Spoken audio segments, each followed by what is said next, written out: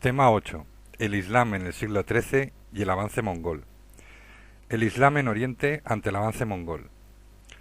Los selyukíes del sultanato de Onya. El comienzo del siglo XIII fue una época de gran esplendor para la dinastía selyukí de Asia Menor, con capital en Onya. Frenaron el ataque turcomano que pretendía entrar en Anatolia, empujados a su vez por el avance mongol, tras la conquista de las fortalezas de los montes Tauros, y establecieron pactos con los mercaderes italianos, especialmente venecianos, gracias al control de puertos importantes y la seguridad que les proporcionaban sus rutas. Mantenían algunas tradiciones tribales turcomanas, como poner a la cabeza del Estado a miembros de dinastía de gobernadores de las principales ciudades, aunque imponían una cierta centralización mediante los generales, o también llamados beys, y administradores que dependían directamente del sultán.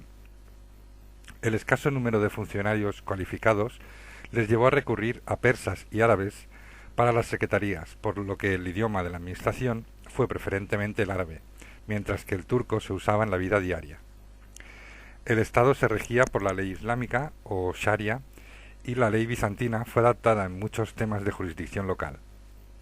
Las poblaciones griegas o armenias permanecieron en sus lugares de origen con sus patriarcas ortodoxos y monofisitas al frente. Solo se sustituyó la élite terrateniente y los altos funcionarios bizantinos. En general, la turquización de la sociedad anatólica fue lenta y gradual.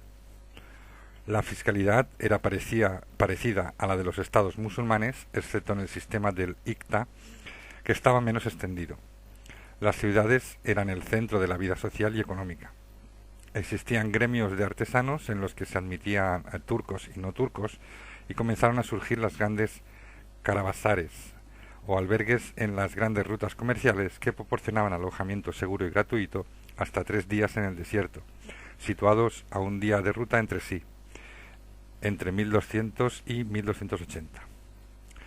También contaban con otros establecimientos como el Alanya, puerto en el Mediterráneo cuyo astillero permitía cobijar a las naves de la flota. El debilitamiento interior del sultanato por las revueltas de los babas permitió el acceso de los mongoles que tomaron el control de la zona. En 1279 pasaron a depender por completo de los mongoles, que nombraban a sus sultanes. A partir de 1308 se convirtieron en provincia del Ilkhanato de Persia. Los ayubíes. El régimen ayubí se consolida hereditario tras la conquista de Jerusalén en 1187, siguiendo las mismas tradiciones turcomanas que los selyukíes. Bajo el emir supremo, que a veces usaba el título de sultán, cabeza de familia, había una red de emires que gobernaban las principales ciudades del territorio por toda Siria y Egipto. Poco a poco se consolidaron diferentes emiratos: Egipto, Alepo, Damasco y Mosul, siendo el sultán de Egipto el que ejercía su soberanía sobre el resto. Aunque hubo rebeliones, nunca se disgregó el patrimonio hasta que al final de la dinastía, en Egipto, comenzaron a aplicarse las ictas concebidas a militares con privilegios parecidos a la familia ayubí, sin aplicarse en Siria. La icta era controlada por la oficina del ejército, y a cambio de su concesión de tierras, el concesionario debía suministrar soldados en proporción a los bienes recibidos. Aun así, los ayubíes conservaron la propiedad directa de más de la mitad de su territorio. La necesidad de mantener un ejército fuerte hizo que, sobre todo en Egipto, se reclutaran numerosas tropas esclavas de origen turco, o también llamados mamelucos. Estos, en 1249, dieron un golpe de estado y obtuvieron el poder, fundando el régimen del sultanato mameluco. Su papel fue fundamental en la defensa de Siria frente a los mongoles en 1260. Esta nueva dinastía erradicó el chiismo fatimí en beneficio del Islam suní, y se alcanzaron acuerdos comerciales con los cristianos. Las cruzadas hacia el norte de África no supusieron una preocupación grave, pues fracasaron estrepitosamente. Solo en un momento de problemas internos se negoció la restitución de Jerusalén con Federico II. En el Mar Rojo el comercio estaba dominado por los mercaderes carimíes, que actuaban también como negociantes, armadores y banqueros, proporcionando incontables ingresos en las aduanas. Ni siquiera el cambio de régimen con los mamelucos o la invasión mongola pudieron destruir la hegemonía comercial. La revolución cultural, creación de madrazas y difusión de las cofradías sufíes. La burocracia en los estados islámicos estaba encabezada por una serie de ulemas, o especialistas en derecho islámico, fieles al régimen. El control de la justicia y la educación por estos grupos solía ir en detrimento de los grupos sufíes, llegando a suprimir las hermandades sufíes consideradas peligrosas y las funciones políticas que habían desempeñado algunos sufíes de prestigio. Por el contrario, el sufismo solía ser apolítico y contrario al gobierno, pero aunque los sufíes fueran independientes, los gobernantes preferían patrocinar a sus principales santones para disfrutar de sus bendiciones y su autoridad como base de su legitimidad política. La influencia de ambos grupos favoreció la financiación de obras arquitectónicas para la transmisión del saber de unos y otros maestros. La madraza, entendida como un centro cultural subvencionado por el poder político, cuyo plan combinaba estudios coránicos con otras ciencias, surgió en la Bagdad Abbasí en el 1092. Las madrazas se extendieron por todo el territorio islámico como centros principales del saber, convirtiéndose, junto con los hospitales, en objeto de donaciones caritativas de los gobernantes para favorecer a los maestros y líneas de pensamiento que más adecuaban a sus ideologías. Para los ayubíes fue una oportunidad de reinstaurar en Egipto las escuelas de derecho suní prohibidas bajo los fatimíes. A principios del siglo XIII, la política de Egipto fue favorecer la igualdad de todas las escuelas jurídicas y crear una madraza específica para enseñar los puntos de la ley islámica comunes a todas las escuelas. Los mamelucos seguirán este mismo patrón. En cuanto a su apoyo a los sufíes, ambas dinastías favorecieron la creación de hospederías para los sufíes y derviches que iban de paso, o jancas, y monasterios, ribats, en sus dominios. El siglo XIII fue el de la institucionalización de la cruzada como defensa armada por parte de la Iglesia y los cristianos contra los enemigos de la Iglesia. Podía tener carácter ofensivo o defensivo y se podía realizar en cualquier escenario, contra herejes como los cátaros o albigenses, contra judíos, sarracenos y todos los que atentasen contra los intereses políticos o económicos del papado, ingleses rebeldes a su rey, como Pedro II de Aragón, mongoles, etc. Se llevó a cabo una transformación total del ideal original de peregrinación armada a Tierra Santa, produciéndose una nacionalización creciente de los objetivos. La cruzada era un tipo de guerra santa autorizada y mandada por el Papa, de un tiempo limitado. La característica de la predicación de la cruzada era la promulgación de indulgencias plenarias, es decir, el perdón de todos los pecados, para los que participasen en ella, aparte de otras medidas fiscales y legales que protegían la vida del que tomaba el voto cruzado. Inocencio III convocó en 1198 la Cuarta Cruzada, que comprende el periodo de 1202 al 1204, contra Egipto, pero acabó en Bizancio y en consecuencia se formó el Imperio Latino de Constantinopla, consolidándose la hegemonía veneciana en el Mediterráneo. Un contingente de tropas llegó a Egipto y Siria, pero sus esfuerzos fueron vanos. La Quinta Cruzada, desde 1217 a 1221, tras una serie de operaciones a pequeña escala, se dirigió contra los ayubíes tomando Damieta. Desperdiciando la posibilidad de recobrar el reino de Jerusalén mediante un tratado provechoso, los cruzados perdieron el tiempo y la vida al acampar frente al Mansurá y tuvieron que abandonar Egipto. La denominada Sexta Cruzada, desde 1227 a 1228, fue la última en Tierra Santa. El excomulgado emperador Federico II, sin apenas recursos, logró diplomáticamente la entrega de Jerusalén, Belén y Galilea a cambio de permitir el libre acceso de los musulmanes a los santuarios.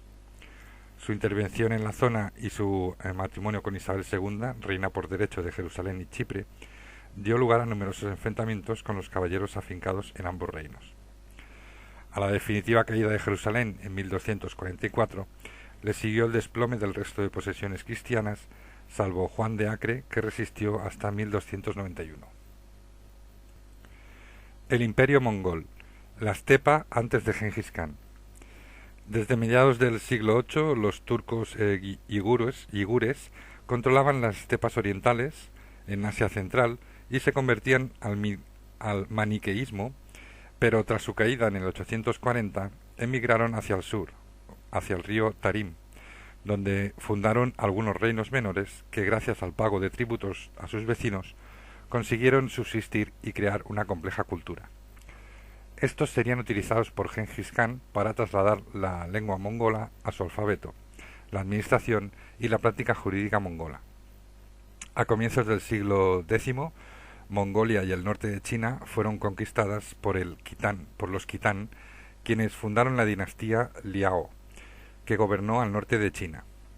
Hacia 1120 fueron invadidos por otro pueblo procedente de Manchuria, que dio lugar a la dinastía Qin. Un príncipe de Kitán se dirigió a Asia Central, donde estableció un nuevo imperio, el imperio Karakatay, formado a través de población kitán, turca y china, lo que después se llamaría la dinastía Liao Occidental. Ante la diversidad de poblaciones y tradiciones, se inclinaron por la tolerancia religiosa y el imperio se mantuvo hasta la conquista mongola en 1218. Los mongoles eran uno de los grupos de población nómada de la estepa, entre los siglos VII y VIII, que más tarde quedarían sujetos a los kitán, pero con la llegada de los Qin a la China del Norte dejaron de estar dentro de la órbita del imperio chino. Primero se dedicaban al pastoreo de ganado lanar y vacuno, que les daba productos básicos como pieles para construir las yurtas, que eran las tiendas, alimentación y combustible. Segundo, usaban el caballo como medio de transporte y camellos y bueyes para llevar carros.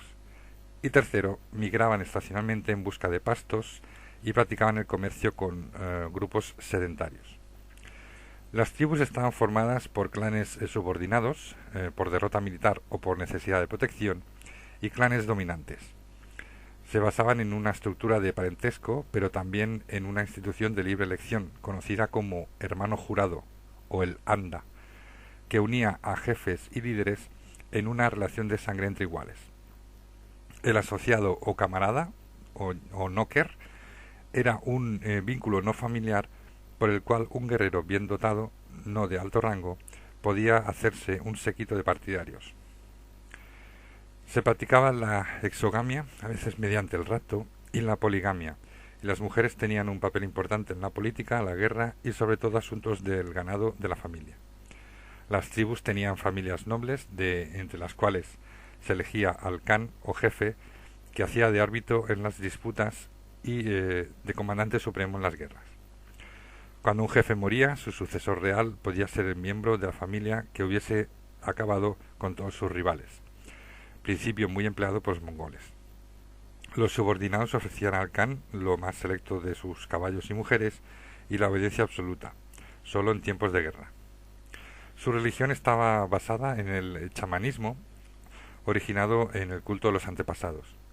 Puesto que el chamanismo se ocupaba sobre todo de las necesidades de la vida diaria, nunca fue desplazado del todo a pesar de la conversión de mongoles a otras religiones.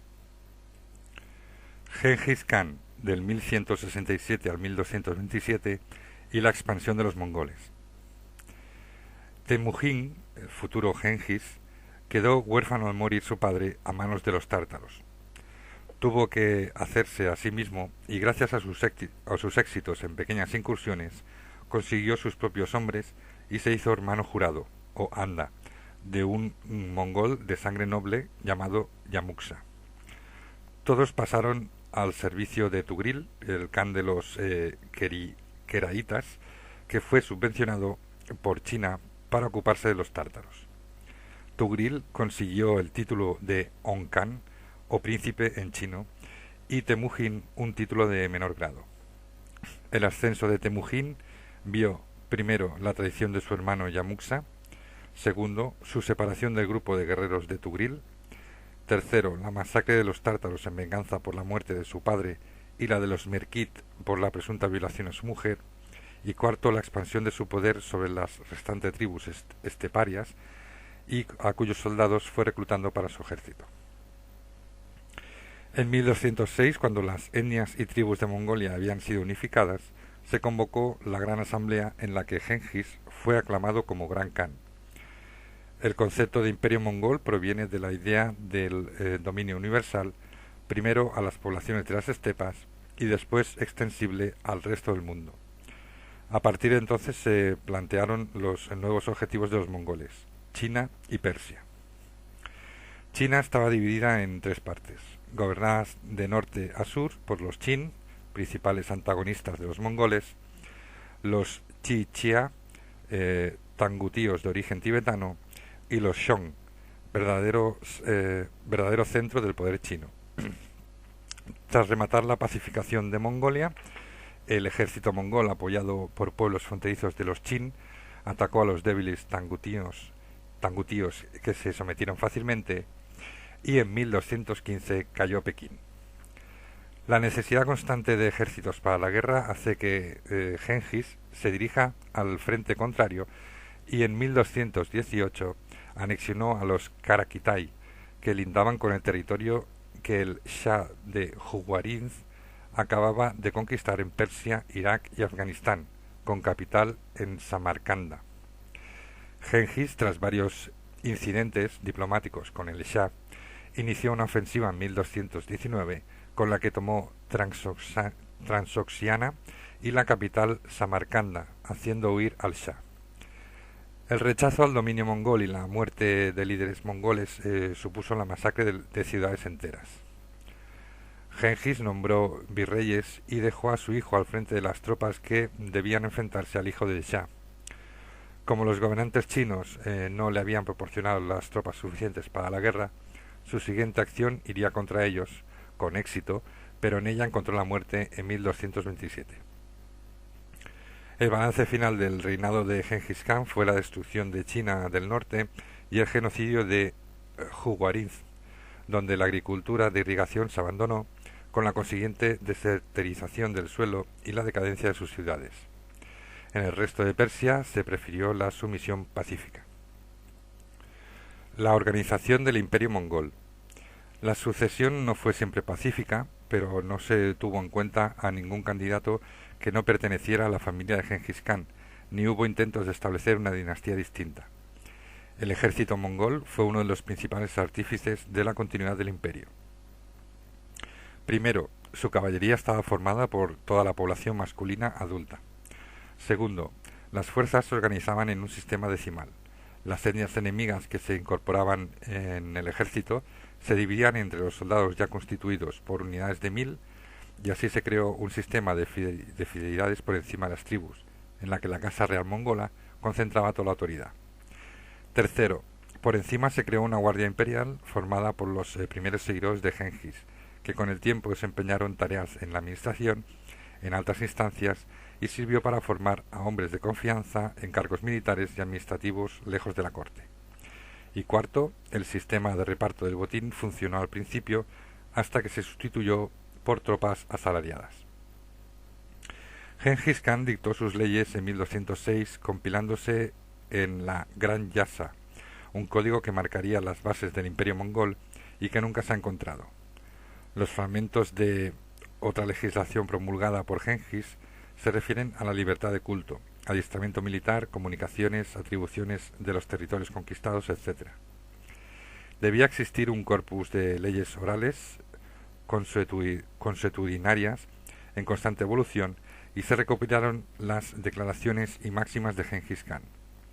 La administración se nutrió de funcionarios de los pueblos semisedentarios vecinos de los mongoles. Primero, los yugures les iniciaron en su alfabeto y lo adaptaron a la lengua mongola, creando el secretariado en torno a Gengis al principio de su gobierno. Segundo, los Karakitán desempeñaron funciones en el sistema de comunicaciones y como gobernadores de las ciudades conquistadas o delegados en la corte de gobernantes subordinados para ocuparse del cumplimiento de las órdenes del Khan. Y tercero, se utilizaron algunos turcos y comerciantes extranjeros protegidos en sus funciones. La tributación tradicional nómada, pagada en especie, eran los tributos y un impuesto de un 1% sobre el ganado lanar y vacuno que los nómadas pagaban al gobernante. Otro impuesto gravaba las actividades comerciales en un 5% de su valor, el llamado tamga, y se podía pedir impuestos extraordinarios en caso de necesidad. Los pueblos de las estepas habían mantenido contactos con el cristianismo nestoriano desde el siglo VIII. Cuando el imperio entró en contacto con musulmanes, budistas y maniqueos, no se tomó ninguna represalia y se ordenó respetar a todas estas religiones y especialmente a sus hombres santos, siempre que su comportamiento no colisionara con la ley de la estepa, seguida por los mongoles y sus súbditos. La formación de los grandes kanatos. A la muerte de Genghis Khan, el imperio se fragmenta en 4 grandes zonas o kanatos, siguiendo la tradición esteparia y siempre bajo la autoridad del Gran Khan. Primero, el hijo mayor, Jochi, recibía a los territorios más alejados de su padre, por lo que sus nietos Batu, Horda, Shaibán y Berke se repartieron el kanato de la Horda de Oro y la Horda Blanca. Segundo, su segundo hijo, Chagatai, recibió los primitivos dominios de Asia Central, el kanato de Changatai, y a ellos se unió Transoxiana durante el gobierno de Ogodei. Tercero, el hijo menor, Tului, recibió los territorios originarios mongoles. Y cuarto, Ogodei, el sucesor en el título del Gran Khan en 1229, se reservó el resto de Mongolia y China. Durante el gobierno de Ogodei, el imperio continuó expandiéndose por el norte de Persia, conquistó el imperio Qin del norte de China y Manchuria, e inició una gran campaña contra Rusia y Europa Oriental que condujo el engrandecimiento de la Horda de Oro. Acabada la conquista de China, en la asamblea de 1235 decidió iniciar el movimiento de tropas hacia Occidente. En la primera campaña, en 1257, se dirigió contra los búlgaros del Volga y Hungría, y entre 1237 y 1240 siguió una serie de campañas contra los rusos, quedando todo el sur de Rusia bajo dominio mongol. Ogodei estableció un sistema de comunicaciones en 1234 basado en el de la vecina China. La red servía tanto para los viajes de los enviados entre las cortes mongolas, el transporte de mercancías, la transmisión de órdenes reales y para recibir los informes de espías. Las estaciones de posta se instalaban a distancia de un día de viaje y el mantenimiento correspondía al ejército, mientras los caballos y las vituallas eran proporcionados por la población local a través de los impuestos. Tras la muerte de Ogodei en 1241, la sucesión creó problemas entre su hijo Guyuk y Batú de la Horda de Oro, que continuaron tras la muerte del primero por un golpe de estado, en el que Batú apoyó a los sucesores de Tului, quienes consiguieron hacerse con el título de Gran Khan. El triunfador Mongke, junto a su hermano Kublai, inician la conquista de la China Song. Tras la muerte de Gongke se desató una guerra civil entre sucesores en la que triunfó Kublai, que reinará más de 30 años, desde el 1259 al 1293. El dominio mongol en China. Kublai encabezó la tendencia que favorecía el contacto y aprovechamiento de las civilizaciones sedentarias, aunque se perdieran algunas características propias de la vida nómada mongola. Trasladó la capital del imperio a Pekín, más centrada, para controlar los nuevos territorios conquistados a China y Mongolia. Tras la caída de los Song, intentó conquistar Indonesia e incluso Japón, pero fracasó, en buena parte por el clima adverso. En política interior, Kublai estableció una dinastía al estilo chino, denominándola Yuan, que en su tradición significa el origen. Para la asimilación se adoptó el budismo como religión en su variante lamaísta del Tíbet, poco apreciada en el centro de China, pero preferida por los mongoles. El gobierno de China actuaba por departamentos. El emperador nombraba y cesaba a los funcionarios y era el tribunal de apelación en última instancia. Los cargos más elevados se dieron a funcionarios no chinos y los habitantes se dividieron por orden descendente. Los mongoles, originarios de Asia Central y Occidental, los súbditos anteriores al imperio Qin, casi todos chinos, y los antiguos súbditos de los Song, en último lugar. Las aportaciones más importantes de los Yuan en China fueron la unidad política y las relaciones económicas a gran escala entre el norte y el sur, gracias a la construcción del gran canal de Hangzhou a Pekín. También prosperó el comercio internacional. Hubo desastres naturales, inundaciones del río Amarillo, la peste y problemas económicos que derivaron en revueltas campesinas que alteraron el transporte de arroz por el Gran Canal hasta Pekín. Se creó la Sociedad Secreta Budista del Loto Blanco, que fomentó el estallido de revueltas hasta que uno de los dirigentes tomó el poder y se dirigió contra los mongoles, que fueron incapaces de resistir, terminando así la dinastía Yuan en 1368. Mongolia seguirá siendo independiente, pues los Ming no consiguieron hacerse con las estepas. La Horda de Oro. Los turcos o cumanos, o también llamados Kipchak, que vivían en torno al Mar Negro, habían sido nómadas hasta que tuvieron que hacer frente a los mongoles. Durante las primeras campañas contra Rusia y Europa Central, bajo Ogodei, se sometió a la mayoría, pero algunos se agruparon en torno al rey húngaro, Bela IV, instalados en sus tierras como resistencia contra los mongoles, pero fueron atacados por algunos nobles húngaros, desencadenando su huida hacia Bulgaria. En 1241 toda Europa oriental fue invadida por un ataque coordinado de dos destacamentos mongoles, uno por Polonia, que prosiguió hacia el este de Alemania, derrotando al ejército formado por los polacos y los caballeros teutónicos en Lixnitz, y otro mayor que invadió Hungría. Solo la muerte de Ogodei hizo que los mongoles regresaran a las estepas cumanas para no volver a atacar a los húngaros. La Horda de Oro, o Kanato de Kipchak, tenía su capital en Sarai. Aunque Batú nunca se sedentarizó totalmente y posteriormente se construyó una nueva Sarai, llamada Sarai Berke, a partir de 1330. La lengua turca sustituyó a la mongola en las monedas, pero la administración mantuvo el bilingüismo. Desde allí se ejerció el dominio sobre los principados turcos, que le prestaban vasallaje y controlaba las rutas a través del Mar Negro que conectaban el comercio europeo con el asiático. Batú fue el co-gobernante del Gran Khan Möngke hasta su muerte en 1255. Su sucesión fue para su hijo, nieto y hermano sucesivamente. Más tarde, su hermano Berke se convirtió en Gran Khan en 1257, además de convertirse al Islam.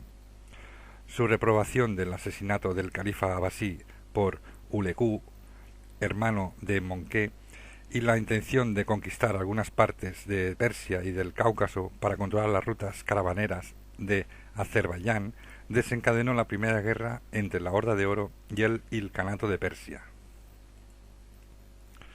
Los mongoles en el Próximo Oriente. El Ilkhanato de Persia. La expedición de Ulegú al Próximo Oriente sería el origen del dominio mongol en la zona. El primer objetivo fue la derrota de los ismaelíes nazaríes, seguidores del viejo de la montaña de Alamut, ante la llamada de la población de la zona y su intento de asesinar al Gran Khan, y que se logró rápidamente exterminando la mayor parte de la secta.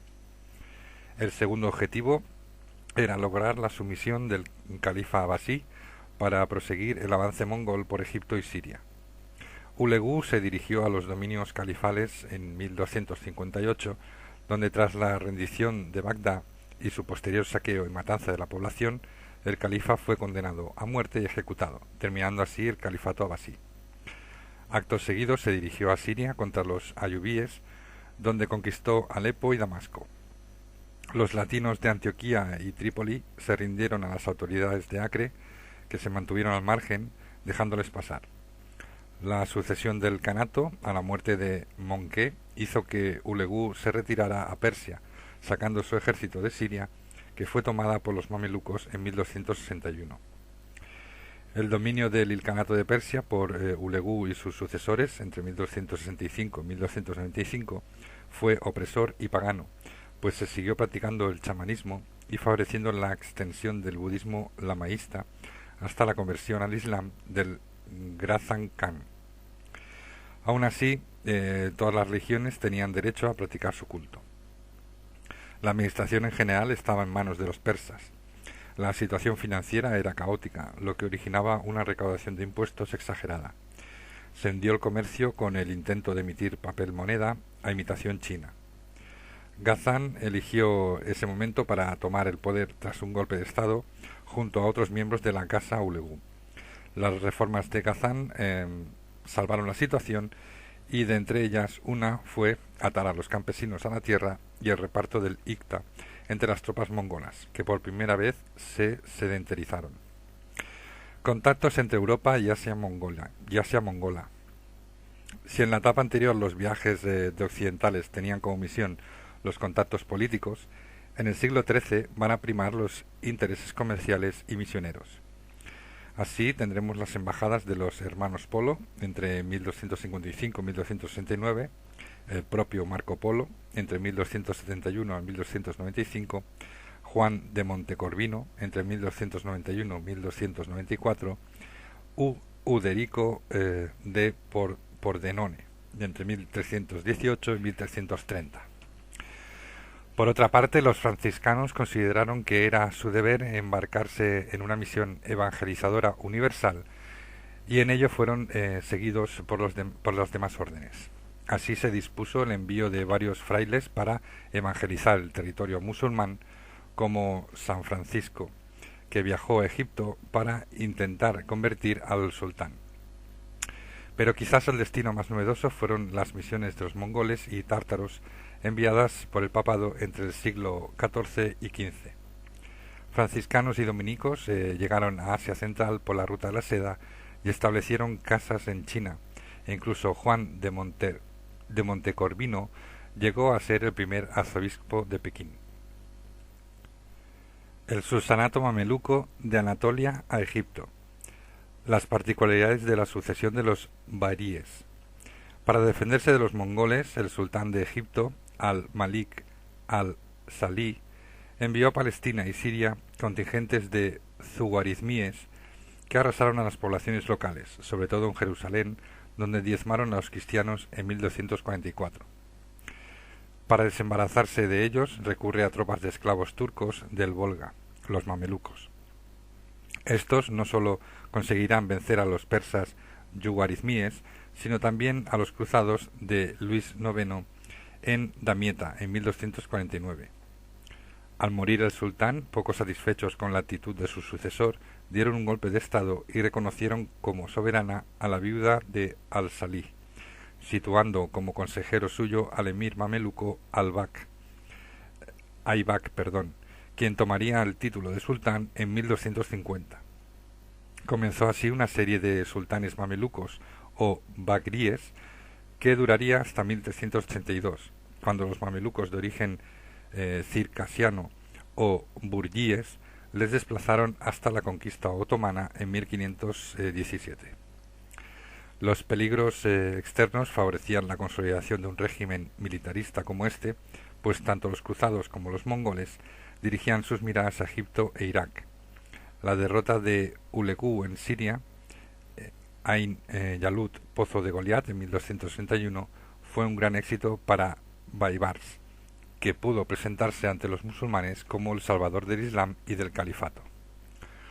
Los mamelucos debían pertenecer a la casta de esclavos guerreros que forma la élite del país, en la que el sultán es el primero, pero depende estrechamente de sus compañeros de arma, los emires, que reciben propiedades y rentas fiscales de tierras, o ictas.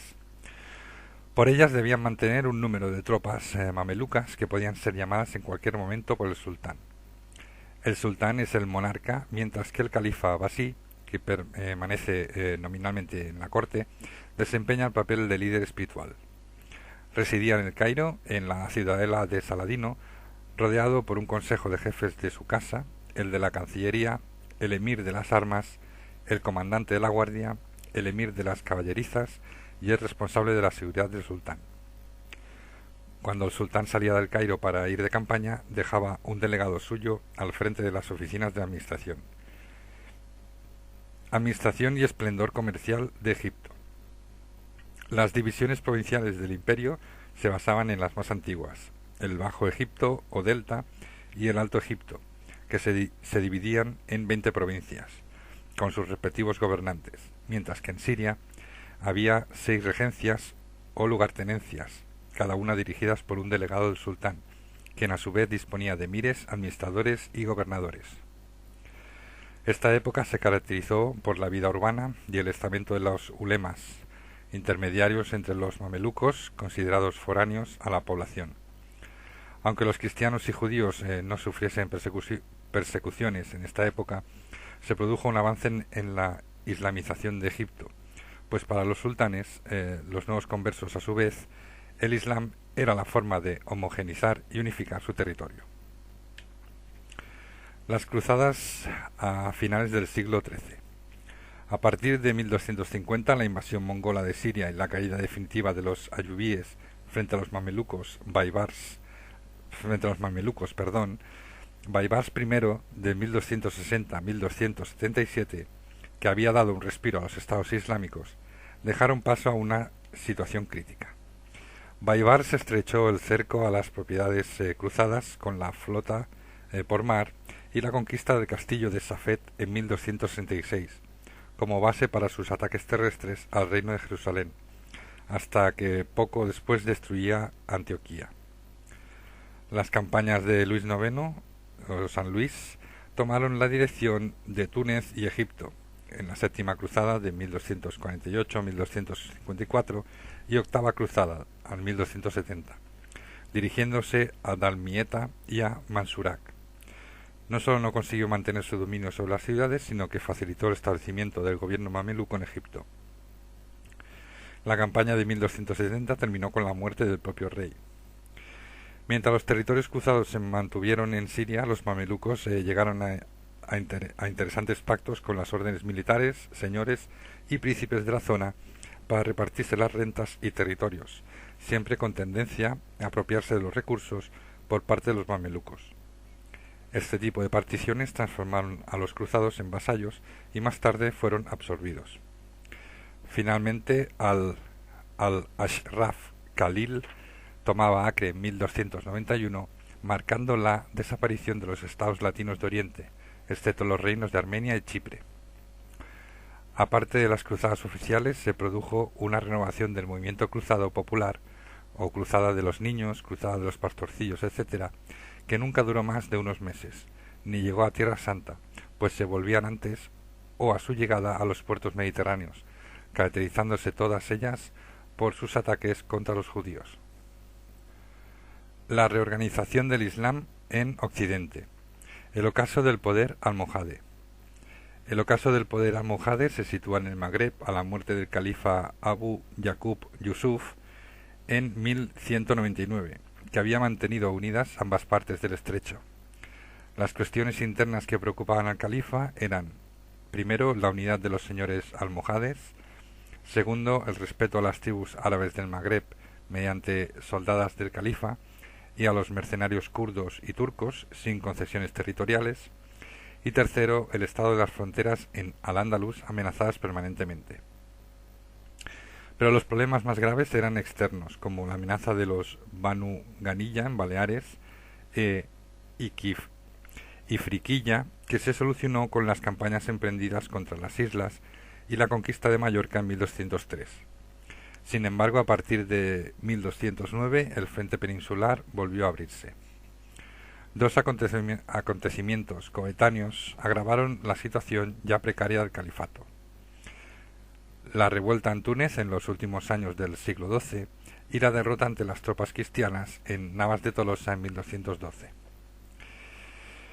Un año después moría el califa y su sucesor al-Mustansir, que tuvo que combatir en varios frentes a la vez. Portugal conquistaba el Algarve, los Banu Marín se independizaban en Marruecos y él se veía mediatizado por los jefes de las tribus, o jeques, quienes a su muerte se enfrentaron por la sucesión en dos ramas distintas de la familia, con sede respectivamente en Al-Ándalus y Marruecos. El enfrentamiento dinástico fue fatal para el califato, que se desintegró en 1269, cuando ya no se pudieron mantener en Marrakech. En la península ibérica se había desintegrado entre 1230 y la caída de Valencia en 1238. En una o dos generaciones sus descendientes o regresaron al norte de África o se convirtieron al cristianismo. La fragmentación del Magreb durante el siglo XIII. Tras la caída del califato almohade al norte de África, esta quedó dividida entre dinastías de origen tribal que conquistaron las principales ciudades y las convirtieron en sus capitales.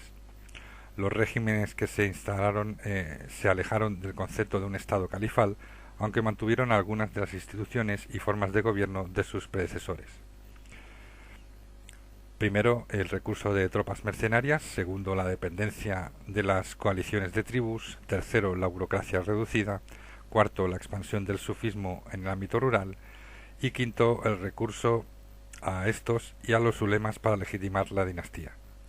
El poder de estos pequeños estados radicaba en su intermediación económica en las comerciales que unía el norte de África con el Sáhara y el Sudán. Los meriníes. Los Banu Marín eran bereberes nómadas de la tribu de los Zanata. Estaban asentados en los confines del desierto del Sáhara, al este del actual Marruecos. Desde allí extendieron su poder a costa de los almohades hasta apoderarse de Fez en 1249 y de la capital Marrakech en 1269. En medio siglo consiguieron, primero, establecer un gobierno centralizado, segundo, controlar las tribus establecidas en sus territorios y unirlas al ejército, y tercero, organizar la hacienda y adaptarse a la vida urbana. Crearon un frágil sistema tributario centralizado en el Mahzán, institución que canalizaba la relación entre el sultán y sus súbditos, y la primera incursión que realizaron en la península ibérica fue en apoyo a los nazaríes, a finales del reinado de Alfonso X en 1275. Una vez logrado el control del Magreb, vuelven a la península por petición de Muhammad II de Granada, llegando a controlar parte del reino de Granada en torno a Ronda, Marbella, Gibraltar y Algeciras. Zayaníes de Tremecén.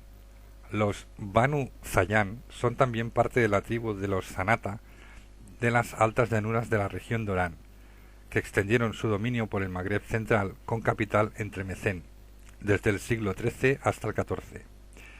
Ibn Zayán heredó la jefatura de todas las ramas de la tribu en 1235 y fue investido por el califa almohade Ibn Rashid. Su enfrentamiento con los meriníes fue endémico, pues estos veían a los zayaníes como un obstáculo para su dominio sobre el Magreb. Hafsíes de Túnez. Utilizaron como nombre dinástico el de su sucesor Abu Hafs, quien fraguó el prestigio de la familia bajo la dinastía almohade. Fueron gobernadores de Ifriquilla bajo los almohades y permanecieron en su territorio cuando el califato cayó. Abu Zacaríya proclamó su independencia en 1220. Tomó Constantina, Bujía, venció a los rebeldes del sur y anexionó Argel. Túnez fue reconstruida y se levantaron mezquitas y madrazas en la ciudad. Una importante comunidad andalusí emigró a la corte tunecina atraídos por su esplendor. Al-Mustansir, entre 1249 y 1277, se autoproclamó califa y recibió la pleitesía de Hiyaz, Egipto, Al-Ándalus y Marruecos. El ascenso merení y las revueltas internas marcaron los siguientes años hasta la llegada al trono del califa Abu Bakr entre 1318 y 1346. Nazaríes de Granada. Granada se mantenía como último bastión del Islam en la península. La imposición de una dinastía de origen jihinense en la capital provocó la oposición de linajes locales que eligieron como sede Málaga y Almería, en la que estaban los abencerrajes y nazaríes, o Ronda y Algeciras, con los partidarios de los mereníes. Además, Almería se convirtió en señorío de algunos nazaríes, lo que provocó revueltas en esta ciudad, en algunos momentos casi independiente. El estado nazarí se definió desde su origen como un sultanato o emirato, y sus gobernantes usaron los títulos de emir o sultán. A ellos se unieron el título honorífico de emir de los musulmanes, vicario del Abasí, que legitimaba la dinastía mediante un vínculo con el califa de Egipto. Los nazaríes no reconocieron sobre ellos a los sultanes benimerines, a pesar de que fueron sus protectores en algunas ocasiones, y sus pactos de vasallaje respecto al rey de Castilla, que tuvieron escasa incidencia en su legitimación de poder cara a los súbditos musulmanes. El esplendor de la dinastía alcanzaría su apogeo a lo largo del siglo XIV.